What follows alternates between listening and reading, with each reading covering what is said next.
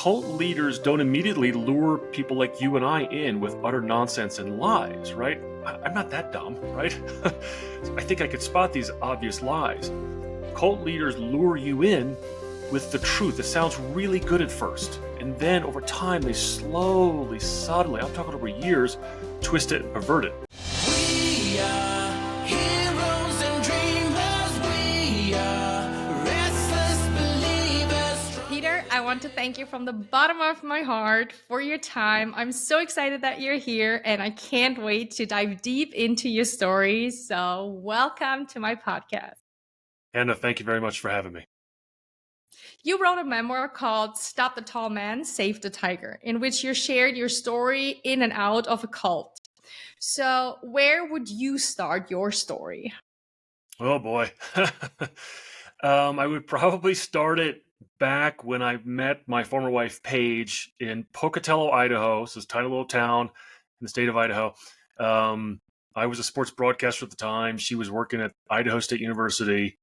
And we met at a singles Bible study. And, within 2 weeks, I was 90% sure I wanted to marry this woman. And but she talked all the time about her father, which is normal for a, unmarried young woman, and this mysterious Uncle Robert. And, the story kind of begins and ends. And in the middle, it's all dominated by this guy, Uncle Robert. And he was the cult leader. And I had no idea what I was getting into. So you got to know her. She talked a lot about Uncle Robert. How did this journey develop that at some point you found yourself in the middle of a cult? Well, she, about a month after we started dating, she showed me this long, rambling letter from Uncle Robert. It's 23 pages long, and it was supposedly interpreting a dream she had. And I remember reading it thinking, wow, this is really weird. And didn't really at the time think much of it, but it was a very important dream that Paige had that she referenced many times throughout her life, life-changing. But the dream, I believe, was a warning for her because this guy, Uncle Robert, who was not related, had been in her life her whole life. He had been very close friends with her parents in a very parasitical way. And I believe, that dream was kind of a warning for the Lord to say, listen, Paige, this guy's not who he says he is. But Uncle Robert, being a very cunning, smart narcissist, was able to turn the dream upside down and make Paige have to rely on him even more, which she did. He in effect became almost like her savior. So, we fell in love, we got engaged, we got married, we had a bunch of kids. And so for many years, I went along with him to get along. I went along with Uncle Robert's crazy ideas and thoughts and way of life to get along with my wife because I loved her and I wanted to have a strong marriage. And he didn't live in the same town as us. So we lived in Idaho and Montana. He lived in Southern California. But, with cell phones, she would just talk to him all the time. And then we would have these conferences once or twice a year. And over time, he slowly just took over our lives. And what were kind of like the crazy ideas that he had? Was it conspiracy theories? Was it more like Christian, like about what is right, what is wrong, how you're supposed to live your life? Like, what can we imagine this is like what it is about? Sure. So I always say that, cults come in all different shapes and sizes, right? So a lot of people, when you think of a cult, you might think of Waco and David Koresh or Heaven's Gate, those people that committed suicide back, I think, in the 90s. Or Jonestown and that horrible mass suicide in the late 70s. But cults can also be smaller and kind of fly under the radar.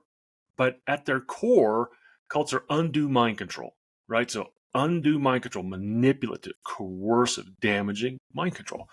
And that's exactly what we were. So we didn't live in a commune. There was no sexual violence, no physical violence. We didn't shave our heads and wear funny clothing, and walk around town banging a drum, anything like that. But we figuratively drank the Kool-Aid. So some of his ideas, he was a raving anti-Semite. He believed that all of recorded history was one giant struggle between the descendants of Jacob and Esau. So go back to Genesis in the Bible. Jacob would then become later, Christendom, the Christian nations of the world, and Esau became Edom, who then became modern Jewry. And he felt like, the Jews are trying to take over the world. Now, Robert was from Syria in a portion of the world that is very Islamic. It also has a lot of hatred towards Jews. And he kind of brought that with him to America when he came to America, because he is Syrian. So there was that. He taught that casinos were the true churches in America. And so the churches that, you and I would go to on a given Sunday were a waste of time. And he also called churches his office. And oh, by the way, we would tithe to him. See, he never had a job, as far as I knew. He never had a job. And in the Christian faith, tithing is a way of saying thank you to the Lord. You give back, right, to the church or to a Christian organization. And over the years, we, Paige and I, her parents, and a few other people in the cult, which was very tiny, would send all our money to him. And I remember a friend of mine, after I got healthy, said, Peter, wait a minute. You guys were all sending him money every month, and he would constantly go to the casinos. And I'd said to her, boy, when you put it like that, it doesn't sound good, does it? So there was that and a lot of other, again, stuff that was not of a physical, violent nature, but was very unhealthy. And I would always ask questions, Hannah. I'd be the one there at our little conferences, our little get-togethers, and I would ask the questions. Well, what do you mean the Jews are out to control the world? Where's the proof of this? And all the other adults just believed everything he said. And so every time I would ask these questions, I would be kind of diminished in the eyes of my wife because she adored and revered Uncle Robert. And who was I to be doubting him? And that, really kind of started the wedge between the two of us. Wow. And was it that over time you started to become silent, but you kind of kept your own opinions and values? Or was it over time that you started to doubt all the opinions and kind of the mindset that you originally had, and that you started to believe kind of what he said? How can we imagine this transfer from the independent, own-minded man that you are, who's always, that you were before and are now, who's of course open to other people's opinion, and we have a worldview, and then yet we're open, letting things in to kind of question our worldview, to completely shifting your worldview to Uncle Robert's? Yeah, great question. That's the one kind of everybody has, in a nutshell. How did this happen? So to give it just a little bit of background, I'm the youngest of 5 boys, grew up in a Christian home. My parents are still alive, still together, graduated from college. During most of these years, I was married to Paige, and under Robert's tutelage, I was a sports broadcaster. I traveled the world covering sporting events. I was on TV. So nobody would have looked at me and said, boy, that guy's crazy. He's in a cult, right? But cults can hide. They can hide this. And so I knew that Paige revered and adored Uncle Robert, and I knew after a certain amount of years in our marriage, he wasn't going away. So, there's this massive cognitive dissonance going on in my head, right? Because there are times where I think this guy's absolutely crazy. And yet here's this woman that I adore and admire, my wife. She thinks he's brilliant. Well, what am I missing? Another important point is that cult leaders don't immediately lure people like you and I in with utter nonsense and lies, right? I'm not that dumb, right? I think I could spot these obvious lies. Cult leaders lure you in with the truth. It sounds really good at first. And then over time, they slowly, subtly, I'm talking over years, twist it and pervert it. So the analogy I give is, if you mishit a golf ball, right, by that much. Now, I mishit a golf ball by that much. But if you mishit a golf ball by that much, 100 yards down the fairway, it's way off to the left or way off to the right. Nowhere near where you wanted it to go. Well, Uncle Robert would read from the Bible. He would tee up the correct golf ball, right? If I continue this metaphor. But then he would have this unique and perverse ability to take each and every verse and just twist it. So that 5-10 years down the road, you're like, how did I get here? You're way away from the truth. So again, to directly answer your question, a lot of what he shared in the early years, I'm like, okay, I could see that. That's interesting. I'm glad he taught me that. Other stuff was crazy. And then it was a very slow, gradual, kind of eroding of my defenses to where I just became really defenseless. And that's kind of where the isolation came in. We didn't tell, my family, my parents, my brothers, my in-laws, all of my friends, we didn't tell them about Jewish conspiracies and casinos as churches. We kept all that in. And that's how cults maintain control, through isolation, paranoia, and secrecy. And so, again, Henry, it's a great question. And I look back and think, I've done this a number of times. Boy, how did that happen? And it was a long, painful, slow process. I just thought about while you were talking. I think it's like the same. Like, yes, maybe thinking of a cult, it sounds so far away from like maybe somebody's reality. But then actually, I think so many people experience exactly that with toxic relationships. And that people like, you know, at the beginning, man or a woman is like this charming person. And then over time, they see 2 years, 5 years down the road, like some people even experience like physical violence. And it's like, how did it happen? So I do think that people can somehow resonate with it. That if something is like gradually and step by step, and especially if you're in the surrounding of your loved ones, that it can change your opinions. And I believe, like, how was it maybe also that you within the cult you had like a very strong feeling of belonging, and was it kind of a good feeling to have this community and this safe place? Because I believe people, we all want to belong, and I believe that people who use that, manipulators use that a lot, this natural sense of belongings that we all have. So in what you said, there's obviously a lot of truth to that, and there was like a little bit of a transition, because early on, this idea of sense of belonging to me was kind of like, boy, I never would have called it a cult, but I thought, well, this is kind of weird, kind of odd. There's just us. Like, if he's so brilliant, where are the other people? Where are the Hannahs? Where are the Smiths, the Jones, whatever? And there were none. There was just us. So it would have been my family, Paige's parents, and a couple other guys. 10, 12 adults at most, right? And then our kids. And so for many years, it was like, where is everybody else? How come it's only us? And that kind of reinforced in my mind, boy, this is kind of weird. And then slowly but surely there was the shift as I kind of got worn out and eroded. And that little isolation became more of, wow, I'm special, because Uncle Robert's so brilliant. And if he knows that the Jews are a danger to the world, well, his life must be in danger. So we have to protect him, and our lives are in danger. So now we're all we've circled the wagons. And since he is so brilliant, we are special. And so that was the progression for me. The isolation of this group was kind of weird. And then many years later on, it was like almost like a badge of honor, a privilege. I'm special because we get to listen to him. Wow. And what was it about him that made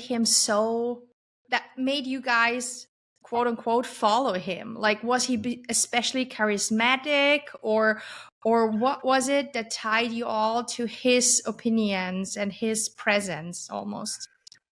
Yeah, and I tell people that, if I didn't have my relationship with Paige, if I wasn't in love with her, we wouldn't have met. We wouldn't be talking here, because I would have never followed Uncle Robert, whose real name is Robert Booty. Again, he wasn't related to any of us. And in addition to cults being undue mind control, like at their foundation, that's what they all are. And then they can look differently from there. But they also all have a cult leader. And all cult leaders, Hannah, are charismatic, narcissistic. They have a grandiose sense of self. They're often gatekeeper to God. They also love to blur the lines of the nuclear family or destroy it, so that everybody, whether it's grandparents, parents, or kids, are all kind of like children of the leader. So Robert had all of those traits.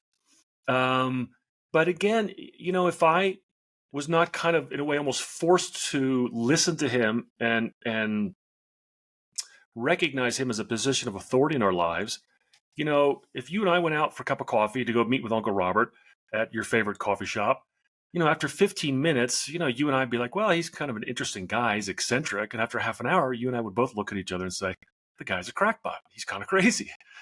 So, and I probably would have done that had it not been for my love for my wife. So yes, very charismatic, very eccentric, dominated conversations. Like, again, there really wasn't any conversation. So again, if the three of us went to go get coffee, after 5 or 10 minutes, there was very little chit chat, very little just kind of getting to know you. He would just dominate the conversation. And if he couldn't, he didn't want to be around you. So very odd.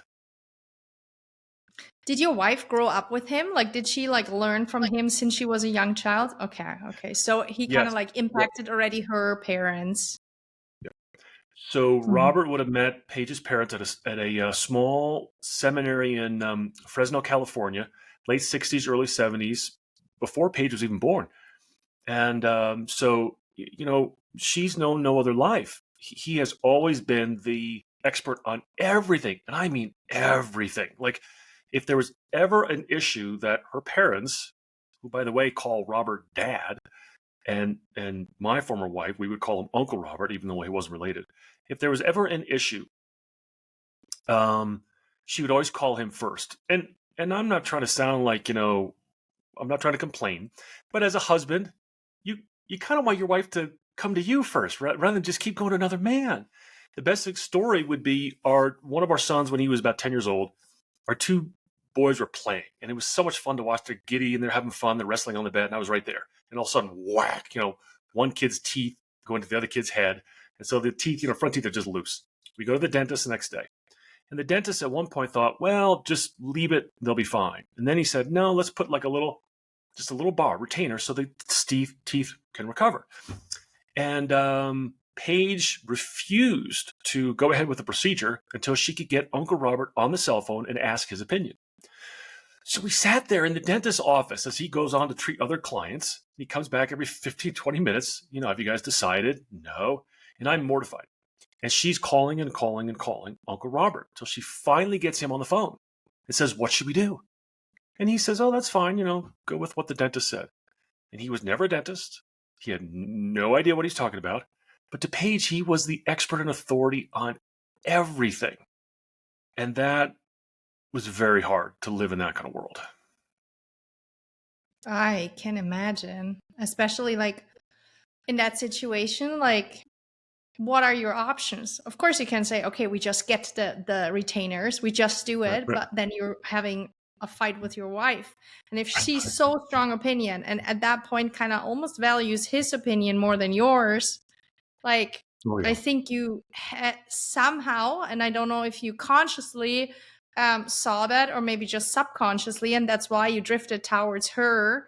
But I think you just had a chance to kind of like stand up towards it, but that would have probably broken up your wife and you and your wife already back then, or you just kind of like accept it and that naturally like lets you gravitate towards Uncle Robert's ideas and like accepting him more and more in his life. And that moment really of kind of a decision, what you just talked about, like, do you stand up to him or you just kind of let it slide? So there was a moment, it was about 4 years into our marriage, when, 9/11 was a big deal for America, probably for the world, but certainly for America. I had high school classmates. I grew up in New Jersey. So I had high school classmates in the Twin Towers that day. I had a classmate widowed that day. So 9/11 was, kind of a big moment. And it was shortly after that we were at one of our little conferences where Uncle Robert would talk for days and we would all sit around and listen to him, when he divulged to me, and I'd never heard about this, his anti-Semitism, how it was all the Jews' fault. And I was stunned. And Hannah, I was actually kind of afraid. There was so much anger and vitriol in this man's voice, a man that my wife and in-laws revered. So that night we were at her parents' house in northern Idaho. That's where we would go to the conferences. And I remember having this feeling of just dark, oppressive hatred and danger in this man's presence at that moment. And so I told her that night what he had said. And I said, I think the man's a danger and we shouldn't have anything to do with him. And she listened, she nodded, and then, that was kind of it. She went to go brush her teeth and we went to bed. And I never followed up on it. And I should have said, hey, honey, what are we going to do about this? Do you agree with what he just said about the Jews? And of course she did. And I was probably afraid of hearing that answer. So I didn't pursue it. I let it slide. And that's my fault. That's on me. I did not do a good job of protecting not only her, but my children from this cult influence. And that would have been in 2000 or 2001. And so, yeah, Hannah, I look back and say, well, if I had persisted and pursued that, would she have left me then? Maybe, maybe not. Hindsight's 2020. You can't beat yourself up. Who knows? But clearly that kind of set the tone. I did not follow through. I allowed it to continue. And really over the years kind of became even more and more afraid of my wife and her answers, right? Like there were a lot of questions I wanted to ask her. And I kind of knew her answer and didn't want to hear it. So I just didn't ask. And then it just got worse. Just got worse. And you said before that over time, it completely overtook your life. Like the story with the dentist already gives us a good insight of something that has nothing to do with casinos or juice or the things that he had conspiracy theories about, like how it impacted certain areas of your life. But how else can we imagine that he impacted your life and that he dominated your life? I think those were the words you mentioned before. Sure. I'll try and give two examples. So the first one would be, I'm a Christian. My faith is the most important thing to me. And cult leaders, no matter what faith you are in, will often try and act as a gatekeeper to God. And that's what Uncle Robert would do. So in essence, he made all of us doubt our faith. And in the Christian faith, it's a gift. You can't earn it. You don't deserve it. That's why you need to be saved. And you don't need man's approval. But what Robert would do would kind of twist the word of God, twist the Bible, to where you really kind of needed to go and be saved along his theology, his formula. So early on, in that tiger dream, right, in that dream letter that Paige had right after we met, Robert did it to her. He made her think that she was not saved, even though she'd already been baptized publicly. And then that happened with Paige's father about a few years later, where, the guy had been a Christian for decades. Robert was able to convince him he was this demonic fraud. And of course, then the man has just been beaten down emotionally and spiritually and mentally by this man for years. So then he says, oh, I must not be a Christian. And then it happened with my Paige's mother, and then eventually me. And so it's a very wicked thing, to step in like that and, make someone feel like they are, this demonic, satanic fraud, which I've been called all those things. So there's that.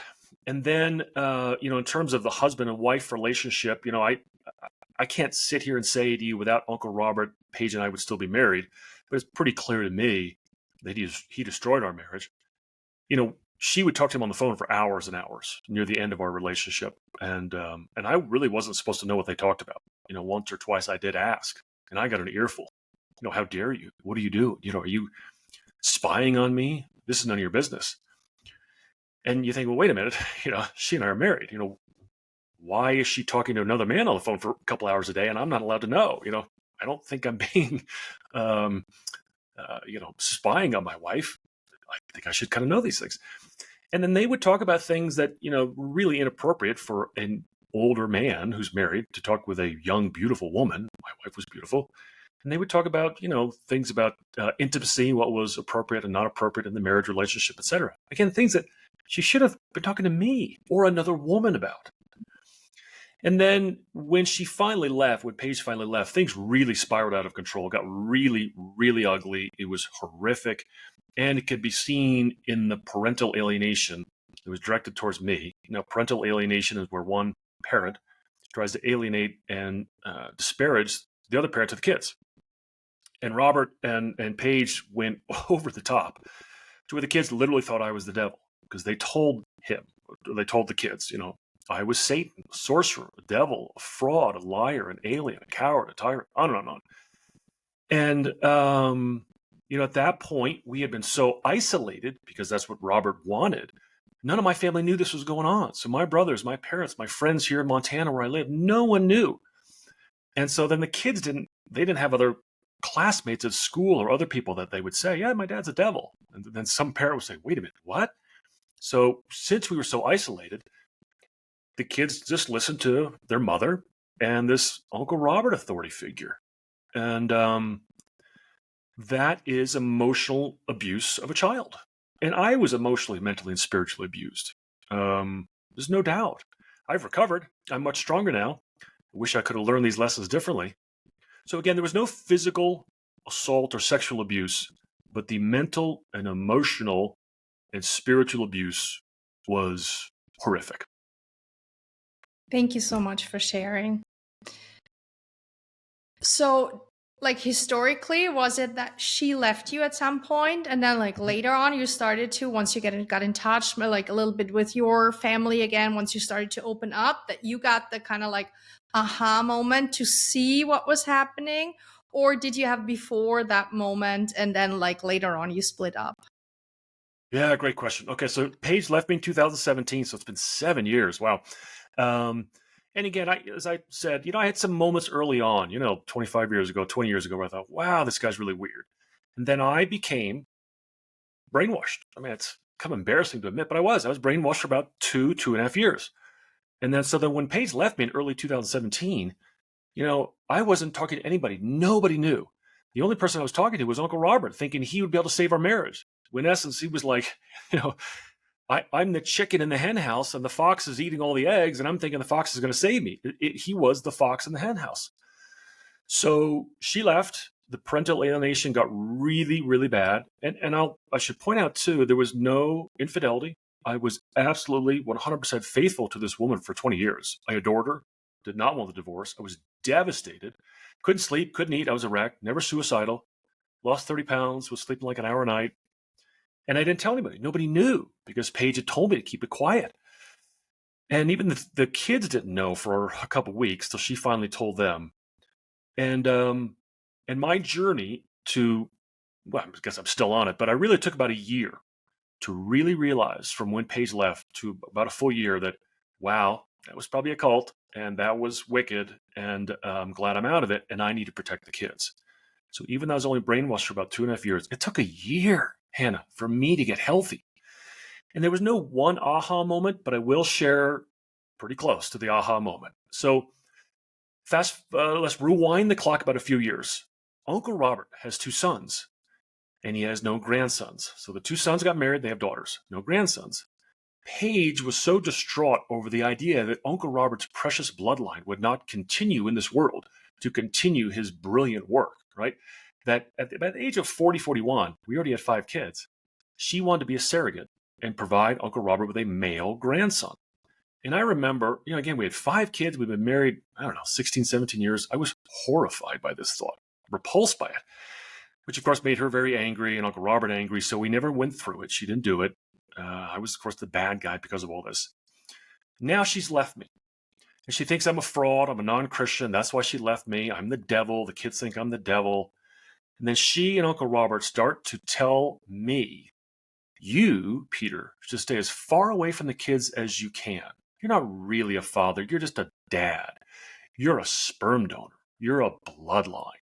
And don't imprison the 5 children that you had in this biological determinism prison that you've imposed on your kids because you're just a bloodline of a sperm donor.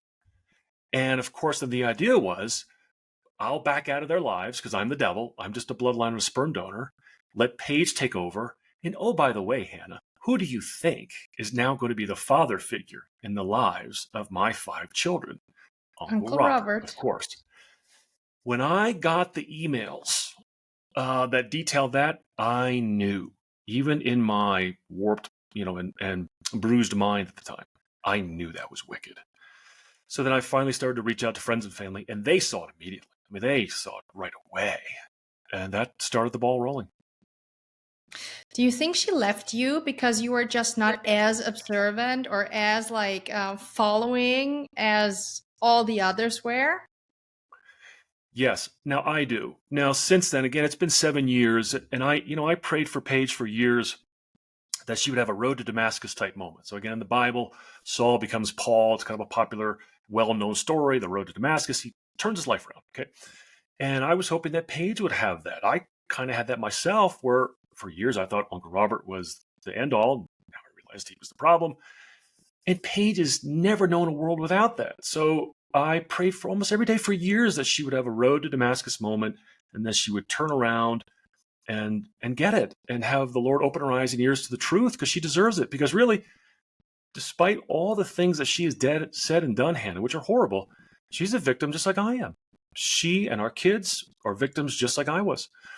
So, yes, I do think that, in the end, she thought I was a liar and not a true Christian and never devoted enough, never pure enough in the, let's say, cult or church of Uncle Robert. And so that's why she left me. In the years since, and maybe it's revisionist history, she has filed a lot of court documents that just think, I'm the worst guy ever. And, I was never in love with him and I hated him from the beginning, et cetera, et cetera. I don't know if that's true or not. I don't let it, cause me to lose sleep anymore. She's still very angry with me. But again, what your question really boils down to is, let's say you remove Uncle Robert from our lives. I think there's a pretty good chance we're still married. So sorry that you split up and that your family got interrupted by him and like taken apart.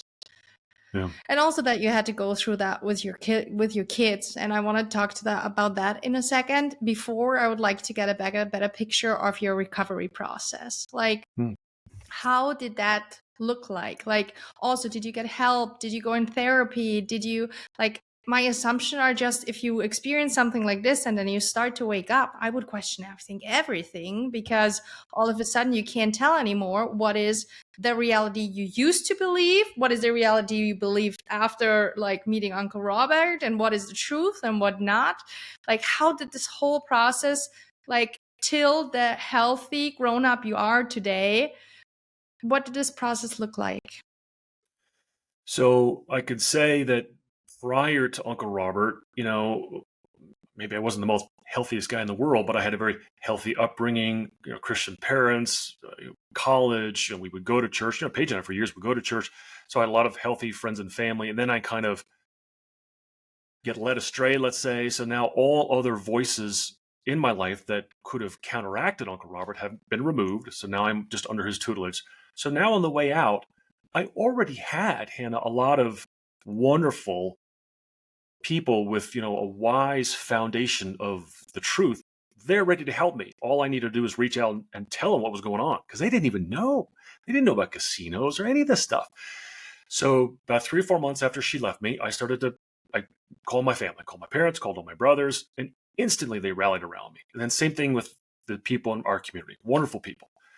And at first I told everybody, please don't say anything negative about Paige or Uncle Robert. Just support me. And they did. And it was probably very hard because they, of course, saw the signs right away.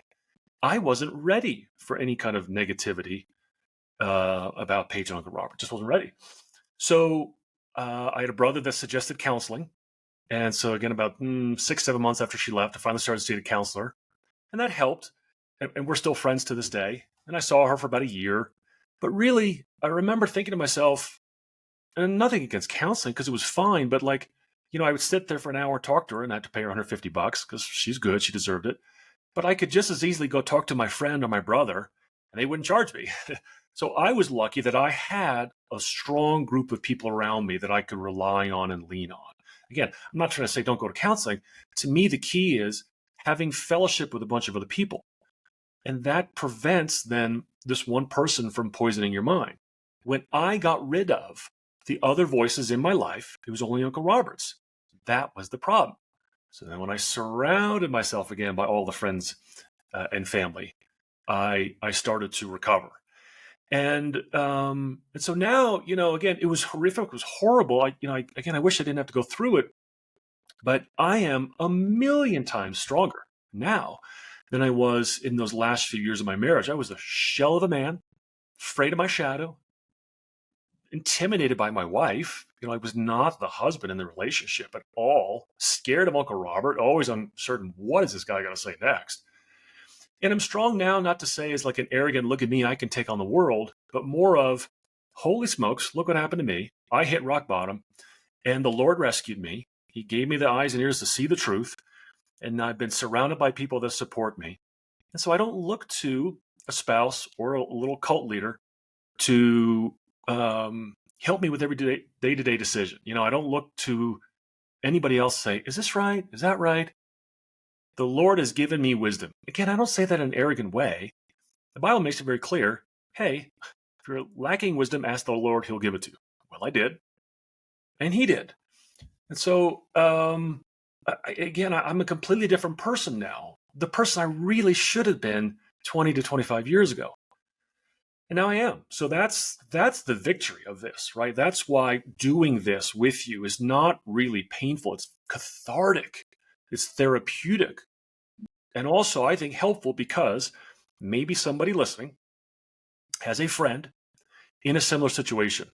Oh, wow. I heard Peter's story. I need to go call Leslie, Hannah, Bob, Fred, whatever, and reach out, because maybe that person has withdrawn. They don't call anymore. They don't email. They don't text. They don't show up to yoga class or Bible study or book club. Those are red flags, right? It's when you isolate yourself and allow that one voice to dominate. That's the danger. Yeah, I fully believe that whatever hardships we have to go through, that we're meant to go through them to become the person that we're meant to be, and to help in the end others who are going through exactly the same. Because like nobody else will understand what it's like to live in a cult like you do, or what it's like to like the process to get kind of like sucked into it, and also like what it takes to get out of it. So I believe that is your faith, and that you can be very, very proud of yourself that you made it out of it, and that you're sharing so openly and so vulnerably your story. And I always say, I don't even know if I made this phrase up or if I read it somewhere else, but it's on the back of, so this is my book, and it's on the back of it up there in orange. You never know you are in a cult. You only know you were in one, right? So the idea being like, well, I'm going to reach out to my friend because I think they might be in a cult, and I'll be able to show them. But you got to remember, no one ever joins a cult. No one ever thinks they're in a cult. It's always something better, more sublime. It's a group. It's enlightenment. It's, we're better than that. So they never know they're in a cult. I didn't. It's only if you're lucky enough to get out from underneath the mind control. So remember, when you have that friend or family member, they don't know it. They don't see it. You do. So it's very challenging to try and, help those people so that one day they can see that they were in a cult. Because I remember somebody sent me a book, a friend who had been in our little cult, and he got out. And it was anonymous. And I, like 5 years later, found out who sent me this book. But it was a book on cults. And I remember getting it in the mail thinking, oh, come on. Paige had already left me. And I knew things were bad. And I knew Uncle Robert was a bad guy. But I thought, really, a cult? No. I read the book, Hannah, and I'm like highlighting, every page and thinking, that was me. That was us. We did that. And then I finally got to see, yeah, we were in a cult. But it's a hard process to get that person there. And really the key, and I know this kind of might sound like, ooh, wow, I'm not saying kidnap anybody, but really you have to get that loved one, your friend or family member, away from the other cult members. Because you could be brilliant, Hannah, right? You've got your own businesses, your own podcast, and you could say everything you need to say to your friend. And then that friend goes back to the cult, and within minutes, they've got all of these patterned sayings and phrases, and they could undo what you just did. You really have to be able to engage that person, get them away from the other, toxic relationships, and then they'll have a chance to recover. Yeah, especially I can imagine, as I said before, we all want to belong. And there are lots of groups that are supporting each other and that are helpful, starting from what I can think of as the Alcoholics Anonymous, or even I'm just thinking of yoga and the yoga community. And then, of course, in that part, you support yourself, you share your beliefs, and that there's so many groups and networks that have a positive impact. And I can very much imagine that a person going into a different kind of group, thinking it's also just a Christian group or something like this, and then naturally these manipulative strategies and words and tactics are kind of being influenced, and yet the person still thinks it's just a supportive group. Yes. So again, going back to the point that I made earlier, that if it's truly a cult, cult leaders will start very slowly, right? They'll sound very good. They will lure you in. Your defenses go down, and then you start to believe everything they say. And then years down the road, where you're like, wow, how did I get here? I also want to point out too that there is a difference between a cult, between a true cult and a toxic, dysfunctional culture. And there's a lady named Daniela Young, who's not related to me, but she wrote a book called Uncultured, which I thought was very well done. She grew up in a really bad cult. It was sexually abusive. It was horrible. True cult. She left, and as a young adult, joined the army. And then, the first few days in boot camp, it's just hot and sweaty. She's got a big backpack on. She's jogging with a rifle, and she's got these drill sergeants just screaming at her, right? And she says to herself, did I just join another cult? And throughout the book, she makes the case that no, the army may have a really, toxic culture at times, but it's not a cult. And I think that's a good distinction to be made. Both of those situations can obviously be detrimental. But, again, like some people in the Christian community might think, well, yoga is new age and you got to stay away from it. To me, yoga is like, I'm trying to stay healthy and stretch, right? Feel good. And so every group, every organization can have, at times, toxic people and toxic aspects. But it's kind of like, don't throw the baby out with the bathwater, right? Like this lady in that book on culture might have had a really bad experience with the military. And I'm sure there are areas of the military that are horrible. Doesn't mean every military organization is a cult, if that makes sense. Absolutely, absolutely. And for somebody listening or watching right now and being part, like that person is part of a group as well, and like listens to your story and like got a little bit insecure of how healthy that environment is for them, if they are in a cult, if not, if it's just, as you say, a group with a toxic environment, like what advice would you have for that person? Wow, boy, that's a tough one to answer because remember, if the person truly is in a cult, they don't know it because their mind has been controlled. It's really up to the friends, around them and on the outside.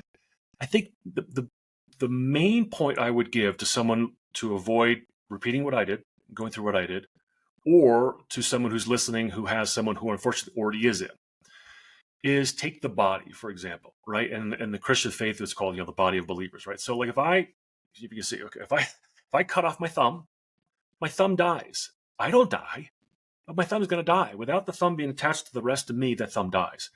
Same idea with us. If you allow yourself to be totally cut off and isolated, and you're only listening to one person, one voice, that's the danger. So the best way to avoid that is always step in before this friend becomes completely isolated. And I also tell people too, you've got to reach out and take the first step. I think at times, especially post-COVID, it's very easy to stay at home. We don't get involved in other people's lives. And we need to. And we need to be bold, really, and say to people, what's going on? Like, how come you never show up anymore? And be brave and reaching out to people and stepping into other people's lives if you see these red flags. Again, I'm not saying, Hannah, that if somebody just stops showing up and they're a hermit and they sit at home and they never talk to anybody, I'm not saying they're in a cult. That would be unhealthy.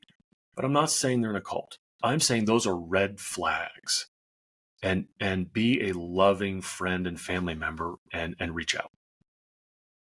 Yeah, especially like maybe they're not in a cult, but sometimes it's also a sign of depression or something. Yeah. So also in that case, either way, it is like maybe an unconscious cry for help if you just don't hear anything anymore of some friend. Right. Are you today in touch with your kids? Yeah, so we have 5 kids, and I always say that parenting is a marathon, not a sprint.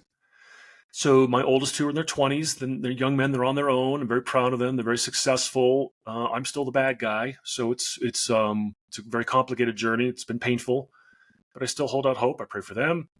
The middle daughter was with me for many years. She's now in northern Idaho with her mom. And so unfortunately, all contact has been broken off. I don't even know where she lives. So that's been very difficult. Last year was very tough. And then the youngest 2 are with me.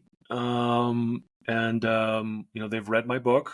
And again, I try to never disparage their mother. I mean, no matter what happens, she's always their mother and I'm always their father. But the kids now, certainly the youngest 3, recognize the unhealthy nature of Uncle Robert Booty, and the little cult, and how unhealthy that was for all of us. And I think, again, I've got to be careful because I don't want to, again, talk badly about their mother, but I also think they need to realize, and I think they do, that their mother's in an unhealthy spot. That anybody who's still under the tutelage of Uncle Robert is not mentally and emotionally, spiritually really healthy. And that's kind of where we're at right now. So it's sad at times because, I know what it's like to grow up with a mom and a dad in a stable home with a loving family. We still get together. My parents in their late 80s, and maybe once a year we get together. We don't have that in our family now. And that's tragic, but okay. Now what do you do, right? Now what do you do with the present moment right here, right now? And I pray that the Lord will help me every day to be the dad that these kids need me to be. And so that's my goal every day, to make me the dad that my children need me to be, right? Whatever they need today. So I have a great relationship with the youngest two kids, and with the other three, just keep working on it. I'll pray for you and your family and your kids as well, Thank and you. also for your ex-wife. And Yeah, there you see, though, that the time of exposure obviously does make an effect of how far, how fast you can get out of it, or how fast you're still stuck in it and are having a hard time to believe anything else. right. So the youngest children obviously spent the least amount of time at the Exactly. conferences, like you said, Yes. under the tutelage of Robert, and again, in the Christian faith, there's the idea that you have victory in Christ, right? You've conquered death. And never in my life did I have more fear and more doubt than when I was listening only to Uncle Robert. I was afraid of my shadow. And so now that we are out of that dynamic, there's so much more freedom and victory. And so, as difficult as this journey has been, I'm not trying to be, this downer of a guest. There is an incredible amount of victory, like the phoenix rising out of the ashes from this. Again, would have been nice to, learn these lessons differently. But I know I can honestly tell you for me in my life, there's tremendous victory. Exactly, that would be my last question to you. What were the biggest lessons you learned from this experience? Well, I would say number one, and it kind of sounds odd or ironic to give marriage advice for a guy that's divorced, because we are divorced now. But to me, the husband and wife should allow really nobody to get in between. So not even a child, a pastor, a parent, no matter who it is, they should all help the marriage from the outside. But the husband and wife should have nobody in between the two. We had Uncle Robert, and that created the wedge. And then probably the other point would be that I learned is that you can't cut off fellowship. And fellowship, again, is Friday night beers, it's yoga class, it's book club, whatever it is. We were meant to be in communication and fellowship with other people. And when you don't do that, and when you break that off, that's when your life could spiral out of control. Peter, thank you so much for your time. Thank you so much for sharing your story so openly, really putting all your emotions, everything you went through out there. I'm sure it's not an easy journey to go from being fully in it, probably having lots of emotion tied around it, to talking so openly about your most intimate family life. Thank you so much. I believe it's very, very important, the mission that you're having, and that you're sharing your story, and that you're helping so many people who live in a cult as well, or who maybe have friends, family who are on the edge of it or do live in one. And I will link, of course, your book in the show notes. So everybody who got really curious about the details of your story, that they can get the book. And yeah, just once again, from the bottom of my heart, a big thank you and all the best of luck to you and your family. And I will send the vision out that at one point your whole family, including your ex-wife, will be united again. Yeah, Hannah, thank you very much for having me. It was a great interview. And I do hope those in the audience, if they can read the book and maybe share it with others, that it can really, be a cautionary tale to help others. So thanks again. Thank you so much for listening. I hope you enjoyed this episode. I would love to connect with you on a more personal level on Instagram at HannahWiz_, where you will receive daily inspiration and more insights on how you can turn your dreams into reality. If you want to dive even deeper into becoming your higher self and you would like my support, check out my website, hannahwiz.com. Be sure you're subscribed to my podcast so you don't miss a single episode. And if you like this show, share it with someone who is looking to live an extraordinary life. Thank you so much for being part of this beautiful community. I am sending you so much love and a big, big hug. And always remember, it's time to shine your light.